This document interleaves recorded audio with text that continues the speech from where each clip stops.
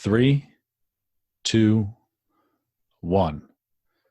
Welcome to Bellwether. Thank you for being here yet again today. I'm very happy that you have joined us because there are us this time. I have a guest, which is always a very special thing for us here at Bellwether Hub. We always get the best guests. We bring you the greatest people on the planet for what it is that you want to learn and what you want to know about. And this week, what we're going to be talking about, we're talking about money.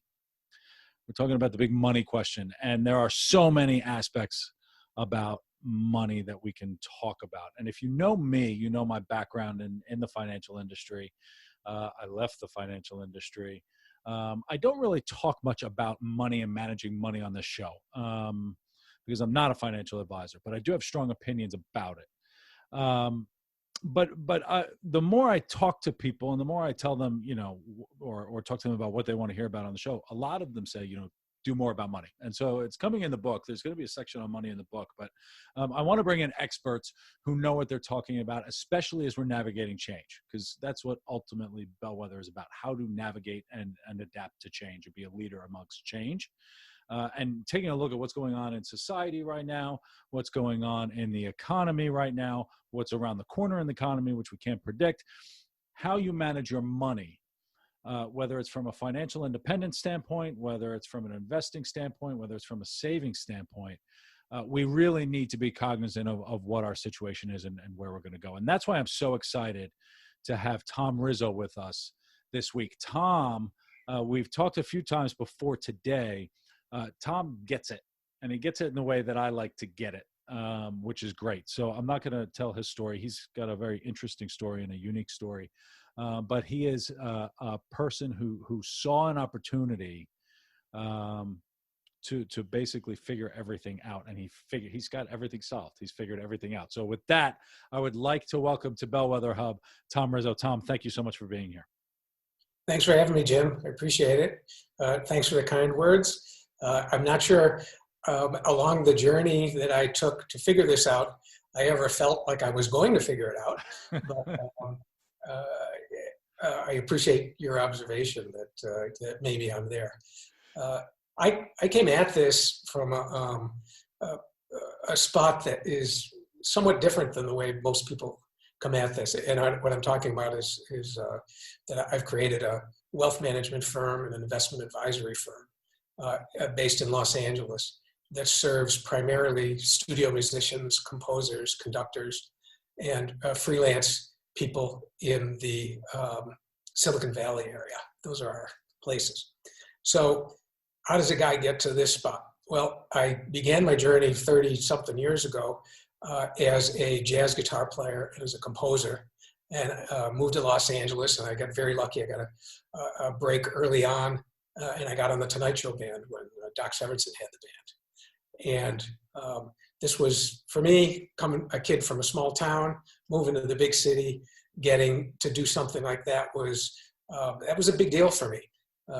It turned out that once I immersed myself in the business to realize maybe it wasn't as big a deal as I thought it was at the time, but I sure thought it was a big deal. I think it's a big deal. I think it's a big deal. It's fantastic. Well, good. Well, thank you. Well, so did I at the time. And I married a wonderful woman who is also a musician. She's a violinist, very prominent musician here in Los Angeles. And so we started our lives together 30-ish years ago, two people, neither of which has a job. We're freelancing and we're in music. And this scared the daylights out of me. The fact that this could evaporate at any moment. We could get squeezed out of the business because of just the vagaries of the way the business is structured, or politics, or who knows what. So as we were at the very beginning stages and we were able to accumulate a small amount of money, it became evident to me that I was going to have to learn how to invest this money in the absolute best possible way, that it was in our best interest to do this, not because it would be nice to do or that it might benefit us, but we might really need this in order to survive, or I'm going to have to leave the music business. And I didn't want to do that. So very early on, I was curious, and I went to see, a few guys at, professional advisors, And I came away from those meetings less than satisfied that they understood how our business worked, the fact that we don't have jobs and yet we still were able to make a professional living, that we couldn't predict where we're going to be next year or 2 years. We couldn't even predict where we're going to be next week. And I came away from the meetings with those guys saying, if they don't understand how our business works, the business model, how are they going to be able to advise me properly in terms of how we should invest and how to take risk and what we should do, shouldn't do? And so I came away from that saying, well, I'm a smart guy. I was a math major in college for a little while, got a good head for numbers. Let me see if I can start to figure this out. And I spent, I'd say 20 to 30 hours a week. It became my hobby. Some guys play golf. I studied investment philosophy. You played music and studied numbers. That's there good. You go. There you go. Now, I got to, as an aside, 2 of my kids are in their early 20s and they're in the tech business up in San Francisco. They're both product managers up there. And they go, Dad, everybody we run into says, I'm in finance and I'm doing really good, but what I really want to do is play guitar. And Dad, you're a guy saying, well, I play guitar, but what I really want to do is do finance. So something is wiring is crossed in my head, but that's just kind of it works. So I studied very assiduously, and I had no background in finance, no background in business, really. I had run a small business when I first got out of college, and I learned how accounting works and watching money and understanding that I needed to save money. But I didn't know anything about investing. And so I worked at it really hard and followed different guys and was able to come across a few different people, most notably Dr. Harry Markowitz, who established modern portfolio theory back in 1952. And I was really taken with his approach to this thing, which was, is there a statistical way we can prove what's likely to happen over the long term, and what are the factors that actually influence the growth or the success of a portfolio? And I really liked what I found there. And it's a long-winded explanation, but in shortest terms, he found that it was the mix of things in the portfolio that is most important, and the specific things that are in the portfolio are less important, as long as the mix is right. And by mix, I mean number of large companies, number of small companies, number of international, number of growing, undervalued, that kind of thing. So go ahead. Yeah, I've got so many questions as you're going through this, and I want to hear more and more about it. I've got questions, everything from who the greatest jazz musician is, all the way up to what you were just talking about between mix and allocation and all of these things. And I feel like, first of all, the first comment is that from a freelancing perspective, I think this is the future of the economy, and it's what everybody is dealing with right now in COVID. And so that's why I think this really resonates with the people who are listening, because for those people who are bumped out of their jobs, putting together something right now that's not as routine of an income, these are the type of people who absolutely need what you're talking about. And I feel like understanding that is a big step, and understanding that when finance is so intimidating. I mean, when you talk about asset allocation and focusing on long-term investing, and you talk about modern portfolio theory, I imagine a lot of people just, they don't have a head for math. And I in my experience, I found that a lot of people have just, almost turned it off and they ignore it, and hopefully it kind of goes away, but it's not going to go away. Right. How do you adjust or how do you talk to someone who's not necessarily in the know about modern portfolio theory and things about these things, to explain to them it's really not that difficult? It's a tricky question. First of all, I would say that the majority of the clients in our firm are in this category. The majority of them really don't understand. The majority of them are freelancers. They know they need this advice, and most of them have, in my case, these were trusted colleagues who I worked next to in either recording or live performance situations. So they had some kind of a trust in me. And when I started to explain what it was I was doing, I'm not sure they understood the mechanics of it at the level that I understand it, but they were confident that I was onto something. So interesting, all this week I've been having Zoom conferences with 20-somethings in the Bay Area, and these are tech workers. And as well-educated as a lot of these guys are, they are also fairly in the dark about how this works. And I'm finding that I can go into somewhat of a detail of depth of this, and it almost makes the process more difficult for them because you turn over one page and you realize there's 5 more chapters that you've got to read. Right. So it's a delicate balance. The short version of it is that, is what I present to people, is that what I took from my years of research is to statistically analyze, what if we had applied this modern portfolio theory, this specific asset allocation, which in the asset allocation means how many of which things that you have inside your portfolio. What's the mixture? What if you applied that?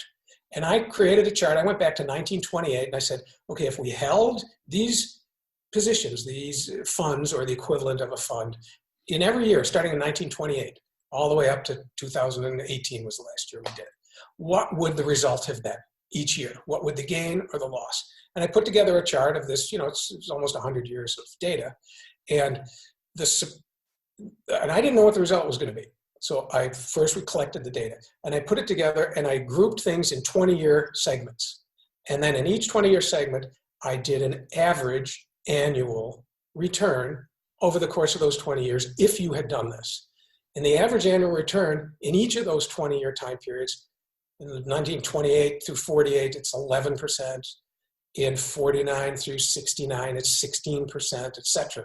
There was some really good average annual return. I'm not talking about the total return. Every year, even including years where you had the stock market crash in 1929, in the years where you had the stock market meltdown in 2008, in the 2000 when you had the stock market, the dot-com bubble happen.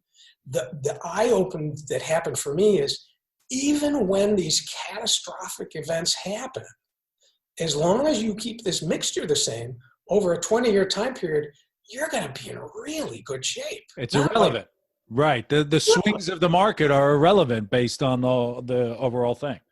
Irrelevant. So when I go out and speak, one of the things I say, and I get a laugh every time, like I said, and one thing you should never, ever, ever do is watch finance guys on TV. And of course, they laugh. I'm being somewhat facetious, but I say the reason is they're speaking and they're correct, but they're talking about the short term. They're talking about what's going to happen this week, this month, even this year. They're right. But what you have to do is tune that out if you've got a long-term objective. If you're 25, if you're talking 30 years from now, completely irrelevant what happens this year. Even if, what we had happen 12 weeks ago, even if the whole bottom falls out, it doesn't matter. And this was, for me, this was my eureka moment, that there is a way to do this such that I can guarantee that my wife and I are going to be financially secure when we get to that point. This was huge to me. I was like, wanted to run up and down the pavement going, holy cow, there is a way. So I became a bit of an evangelist for this. And I wanted to pass this on to my kids as they were getting ready to enter the workforce, one of their last years of college. And I wrote a little book, here's how it works. And then when I went back to edit the book, I realized they're never going to read a book that I write. Again, to make it bad. There's a lot of hubris there. So I decided to create an investing app for the iPhone that would encode this knowledge, would force them to commit a monthly amount to be able to send to the brokerage, creates a brokerage account, has some model portfolios in there that have this asset allocation that's appropriate for a 20 or 30-year time period. And after I did that, again, not being in the business, I just assumed I could call up my local retail broker at Schwab or something. I said, well, can you hold these assets? And I call the guy up and he goes, well, you're going to have to get licensed. And I didn't even know what licensing was. Okay. So, it's in the forest, it's the way a creative guy works. I'm not necessarily recommending it, but it's the way I work. But sometimes you need that creative mind to think outside of, look, there's how many people have been working for so long, just pumping maybe a little bit of money into their 401k. They don't even know what it's invested in. And sometimes you need someone to come around and just scratch the record because it's just going around and say, hold on a second, maybe we could do this a little bit differently. Yeah. Well, I definitely scratched the record. So so I realized I was going to have to get licensed. So I took a year off and studied for the Series 65 Investment Advisor Law exam. I took it, passed it, and then I created a company, a registered investment advisor. It's called Plectrum Advisors, and began approaching colleagues that I knew needed help in this area, and we began to onboard clients in that way. And that's kind of the genesis of the firm. We're almost 4 years old now, but that's kind of where it came from. Now, when we talk about modern portfolio theory and watching the swings of the market and how it's irrelevant, that sounds simple, but it's not that simple. I mean, what you're talking, you've got, and we'll get into, dollar cost averaging, and there are a few requirements of what people need to do throughout these 20 years to obtain these returns. Talk a little bit about what's expected of people to get there. The very first thing they have to do is be committed to peeling off some of the money they're making and send it to me or an advisor, some other advisor, and regularly, monthly, send this money over and have the advisor invest it on a regular basis. You use the term dollar cost averaging. That's kind of a fancy term that says just on a regular basis, you're going to continue to buy the same things. And when the market's high, you'll buy fewer shares because the price is high. And when the market's low, you'll be able to buy more shares of whatever funds that you're talking about. And that over time, you're going to end up with a really good average price per share because you're not waiting until the market dives and buy on the dip, and then you miss that, and now you got a pile of cash, and now what do I do? So that's kind of what dollar cost averaging is. And one of the real benefits of dollar cost averaging is it takes both the ego and the emotion out of investing. There's no emotion. I set my alerts, and I get alerts on, I set them for once a month for, each client accounts, and it says on the 5th of June, buy $10,000 of this. And I just get the alert that was set 6 months ago, and I go in and do it. I don't look at whether the market's in a free fall or whether it's at the peak. Because if I look at that, the very first thing that enters my mind is, oh, maybe this is not the right time. Maybe, oh, look at the news that's come. Oh, COVID's going, oh, maybe. And you get either paralyzed or you make a stupid move. And none of us are impervious to that kind of influence. So the dollar cost averaging advantages takes it out of there. Is timing the market the biggest mistake people make? Oh, it's certainly one of them. Yeah. It's difficult. I'm tempted. I've been doing this for 30 years. I'm still tempted. Because, like it's gambling. It's a gamble, right? You want to, it's like walking through Vegas. It is a gamble. And it also works on your ego. If you're a smart person and you study and you're savvy and you're informed, you think, it's kind of counterintuitive. You think, well, if I use my brain here, I'm going to be able to do something better than just blindly every month. My dad sent me an article. This was 15 years ago. We were working on it. And it was a record of 2,628 mutual fund advisors. And it examined them, and it said, of the ones that were in the top 4%, of which one, how many of those were in the top 4% 2 years from the year that they were in the top 4%? And the answer was 2 out of the almost 3,000. So you say, these are the smartest guys in the world here. These are the guys that have dedicated their lives to this. And if only 2 of them can remain the top guys, maybe this thing works a little bit different than intuition tells you. So. And picking all of those things. So let's get practical for freelancers, because consistency, you're talking about consistency of investing on a monthly basis, maybe, or every other week or whatever it is. It's a little difficult to do when you're a freelancer because you may not be getting that consistent income. How do you balance that? And what's your advice to people who are pulling in maybe a big chunk of change maybe twice a year or whatever it is? Well, here's our advice to freelancers. We don't call it weekly, monthly, or annually.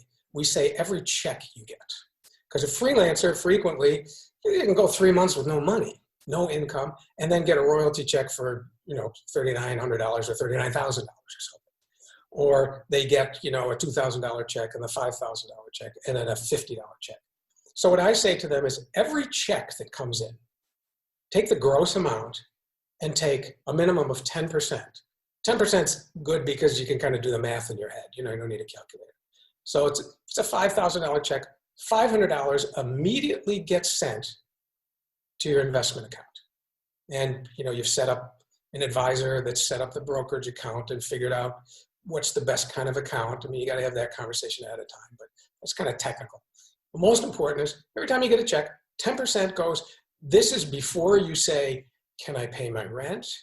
Can I make my car payment? Do I owe the mafia? Whatever it is that you got, you don't think about those things. You just take it right off the top and it's gone. And I say to them, think of it this way. Let's say the check is $5,000. Think that you got paid $4,500 instead of $5,000. Your pay was $4,500. If in fact it was $4,500, you'd figure out a way to make your bill. That's a psychology change too, right? I mean, when you're talking about putting your money away before you pay your rent, I mean, we've got hierarchy of needs in terms of food and shelter, and you're saying save for, invest the money before you even tap into those needs. That's a big psychological change. It is. I have one woman I helped. I think she's 34, and she wasn't making a lot of money. I wanted to help her get started. She was working with me on another non-finance project, and there's kind of as a side effect. I said, let me help you get started with this, and created an account. She's barely making ends meet. And, she said, I don't know if I can do this. And I said, well, try it. Let's take 4 months. So she sends me an email 4 months later, and she said, it's finally become the new normal. So now I don't feel any differently about my ability to live how I want to live than I did before I was doing this. It's just another bill I got to pay. It's as if my rent was $400 more than it really is. And somehow you figure it out. And, this is also human nature. If you're given 5 hours to do something, it's going to take you 5 hours. If the boss comes in and says you got to get it done in 2 hours, so you figure it out. You do it in 2 hours, might not be as good as 5 hours, but you get it done. And the same kind of applies here. And this is what I say to people. We're talking about 10%. This is not a huge chunk. It's a bit, and it's probably going to be enough to make you a pile. Now, when we talk about changing that psychology of, we never think we have enough, and we figure it out. But in essence, we have to tell ourselves no sometimes, right? And that's a good thing. It's a good thing. The psychology shift, I imagine, would then change because there's a big movement on financial independence. Like you hear the financial independence people figure out how much money you need so that you no longer have to work. You can work for fun and do whatever it is that you want to do. This is the way to get, you read about richest man in Babylon was the 10% thing. The millionaire next door are these people who did saving, little bits of saving over time. This is actually how you do it. Financial independence is going to change that psychology too. Like we get some benefit of after 10 years of doing this, putting away 10% of all of your income, all of a sudden, this isn't just a 401k that you can't touch until you're 65. This is something that you actually have tangible work that you can do with. Absolutely. And, the power of compounding, and if this is invested properly and in a risk-appropriate way, it shocked me. And I'm one of the ones who, kind of knew what I was doing. But after about 12 years of doing this and looking at that pile, there was a time I looked at it and said to myself, how the hell did that happen? Because I wasn't putting enormous sums into it. We weren't making we were making a good living, professional living, but we weren't millionaires. But after, and I think the number was 12 years of doing it, this pile started to become substantial. And then the the facts of compounding, once the pile is substantial, a little bit of an updraft from a good year in the stock market, if we got a 19% raise in the value of these indexes, holy smokes, now the investments are making more than you're making working. And then when that light bulb goes off, you go, oh, this is how you do it. Now, how do you get someone to that light bulb? Because the idea of what money's going to do for you 20 years down the road versus I really want this thing today. And it's only like an extra $500. So what's $500 really going to do later down the road? How do you get people to make that shift versus, we obey pain. We don't really obey wisdom, right? We know it's the right decision to put that into the investment account. We know it's the right thing to save, but we just don't do it. How do you get someone to just get started to just say, you know what, I got to tell myself no and start putting this stuff into the investment account? Well, I'm not sure I'm successful all the time doing that, to be honest with you. There was when I first started this thing, I was like an evangelist. I mean, with the financial Bible, like not yelling at people, but I was really, I felt I'd found the way and wanted to share it with people. There are some people that are receptive to this, and there are some people that resist this. And for the ones that resist it, I've kind of taken the position that I have this knowledge if you're interested. And if you're not interested, here's my card and call me when you are. Right. I used to travel around a couple of years ago. I did a big circuit around the country going to music schools and talking to kids. So these are kids that are 21, 22 years old and getting ready to, so we talked to either the seniors or the graduate students. And I was in the convincing mode then, saying you have to do this. I mean, you're entering a tough field to start with, so you have to do this. And we had some success, but there were a fair number of them that had the position that you articulated, which is, well, I'm not sure, I want to give this up. And I'm not sure I'm that guy anymore that wants to convince those people. What I offer is, if people are open to, I think this is what I want to do, but I don't know the way, I can offer you the way. And that's just kind of by default where we've ended up. And it's all you could do. You can have the greatest peach tree in Georgia, but some people just Exactly. aren't going to eat a peach. That's Exactly. the way it's going to go. Exactly. But then, okay, so let's talk. So you went to a music school to teach this. I want to know about this jazz orientation that you have and this math orientation. Okay. How do they even align? Because I don't typically hear, like you hear about left brain, right brain, you hear about all that. Do musicians have math brains? Is that something that is typical or are you? Some do. Many Some do. I say about half. Okay. And it expresses itself in different ways, especially in the jazz community. The architecture, the language of jazz is an extremely complex, algorithm-driven set of specifics. And I was very fortunate when I was younger, and my dad gave me a guitar when I was 11, I think, for Christmas. And he said, if you get through the first book, he gave me a book, I'll get you guitar lessons. And then he hooked me up with a really good guitar teacher. And I remember the best thing that happened to me was I walked in and the guitar teacher said to me, I don't care what you like. I don't care what music you think is good. In here, we're going to study the real thing. And I'm 11. I don't like that. I want to play what's on the radio. I want to play the Rolling Stones. I want to play the Beatles. He said, it's fine. You can play that stuff, but that's not what we're doing here.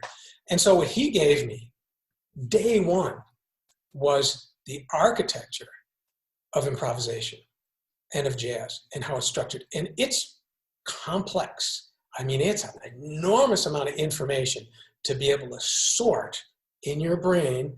It's like it's maybe similar to studying Mandarin. Wow. So there's an enormous number of variables that are all interacting, and it's a lot to digest. And I think the part of my brain that was math oriented was attracted to, you mean this thing works over here because of this, and this goes to here.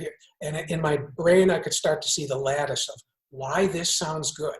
This sounds good because it's the relative of this, and it's really this chord. And if you put this bass note, it's a different chord because, and so there's definitely math to the lattice, to the structure of this. Mm-hmm. Now, the expression of this is on the other side of the brain. The expression of this is how you use these tools in a beautiful way, or in a way that creates a phrase that breathes, and that if something is emphasized, or if this note is a little quieter than this one, it's going to make something feel a little bit different. Those things are not math-oriented, but the underlying lattice is extremely math-based. And this was evident to me early on, and I think it was very instrumental in my development as a systemic thinker, in terms of there is a system here, and if you can understand the system, you can do a lot of things if you understand the system. And this was as a little kid, 11, 12 years old, that it kind of was laid out to me because of this teacher. He was, thank God, Most times, music lessons or guitar lessons, I don't know if you go in, the first thing the teacher says is, what do you want to learn? And I always thought that was just the most ridiculous approach. My music lessons didn't really go beyond one lesson, and that was the end of it. And, smash guitar, and that was it. Yeah. Who's the greatest jazz musician that ever lived? Well, Wes Montgomery is probably one of the best improvisers that there ever was. He was a natural guy. Didn't start playing guitar till he was in his early 20s, and he died when he was 44. And he just had some kind of a natural gift of how to put these things together. I was fortunate to see him play a couple of times when I was a little kid. My dad took me to see him. And his just oozed naturalness. I remember going to see him, I think I was 9 years old or 10 years old or something when I went to see him. And one of the things I noticed about him, I didn't understand jazz at that time, but I noticed he never looked at the guitar.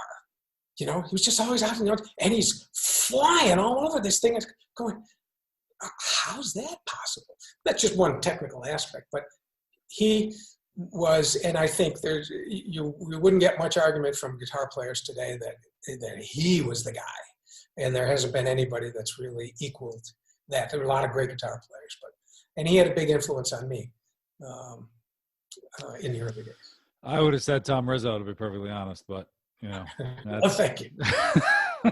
Thank you. I love it. I'm gonna go listen to jazz now after this call. What is the first thing that the listener should do after listening to all of this, besides call you? What is the first step that they need if they were to take one thing away from all of this? Well, I would hope that they would seek out a trusted advisor. And by trusted, I mean somebody who knows their business, somebody who knows how they make money, somebody who knows how likely it is that they're going to lose their job or keep their job or get promoted or not get promoted. Somebody that they have trust that this guy is working in your best interest.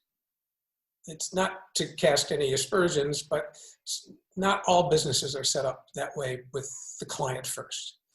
We set up our firm in this way primarily because this is how it worked for me. When I set up the business, wasn't setting up the business. I was trying to help my wife and I achieve financial independence. So everything we did was to help ourselves, and we do the firm in the same way. So I have confidence that anybody that will reach out to me, that we would take that approach. But if not me, then know that you need an advisor. You need someone with expertise that's going to guide you in a proper way. That's, when we talk to clients, we have regular interface with clients to say, how's it going? What's changed? Are your goals the same? Can you squeeze another $100 a month to what we're adding? and you put another 500, to not to goad them, but to encourage, we're here to grow this thing for them, to help them grow. Not just say, well, whatever you want to do is fine with us. So the one takeaway would be to say, I need to find somebody, and it's got to be somebody you trust and somebody you feel good with and somebody that the values are aligned, and then work with them.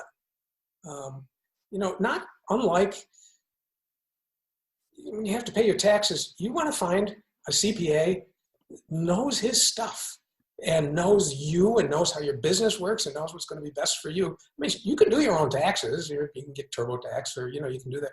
But you're way better served by having a trusted guy who's got your best interest at heart.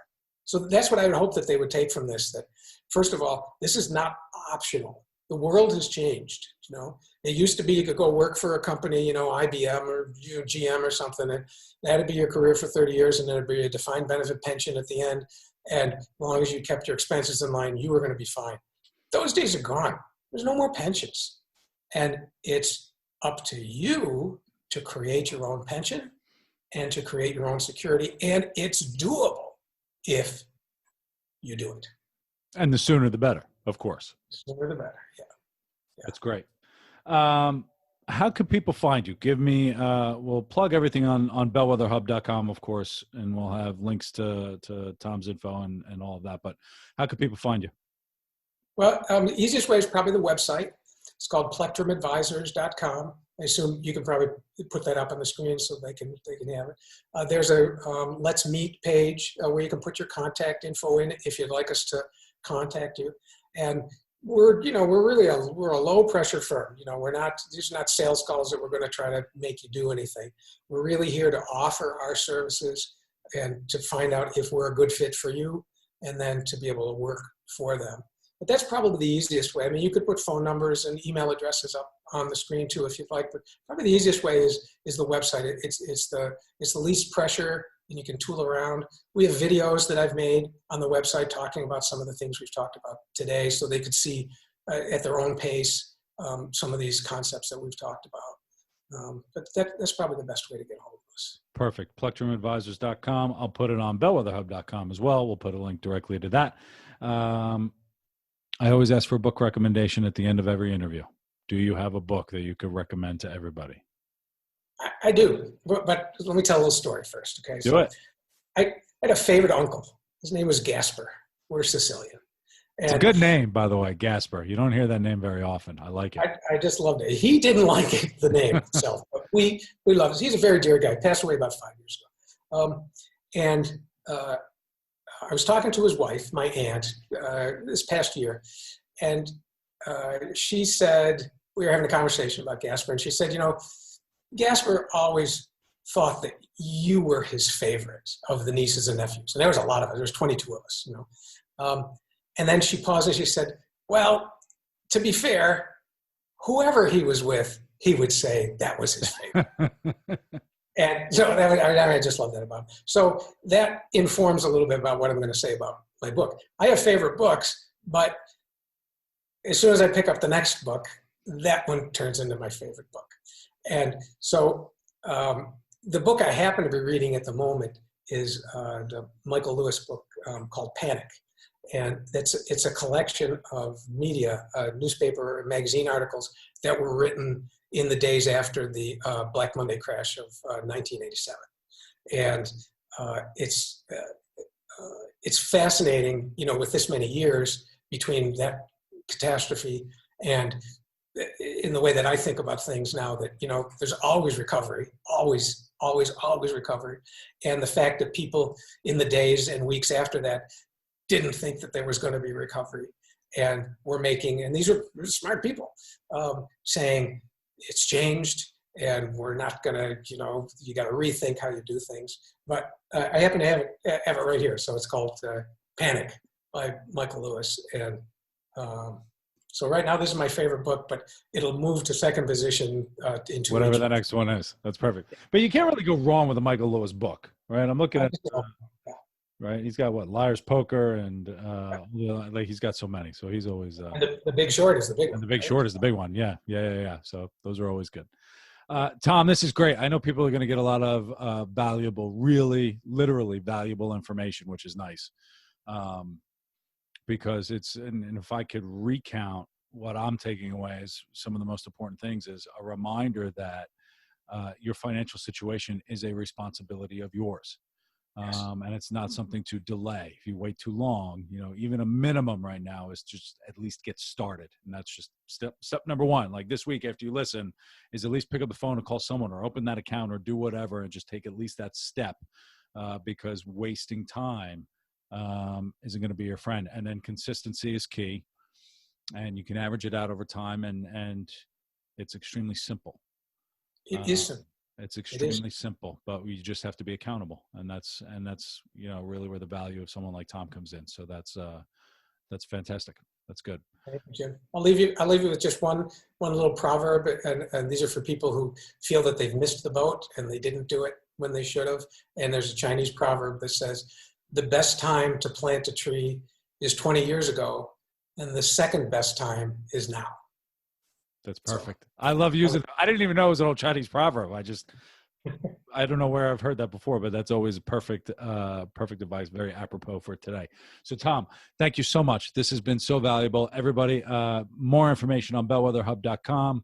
I'll put all the info for Tom, the full interview, the video, the transcript, all that information is going to be right there. And we will direct you straight to Plectrum Advisors. So you can hit up Tom for all of your financial advising needs. And that would be great. Tom, thank you so much for being here. Thanks for having me, Jim. It was a pleasure. And thank you, everybody, for listening. More on bellwetherhub.com. And I will be looking forward to seeing everybody soon. Thanks.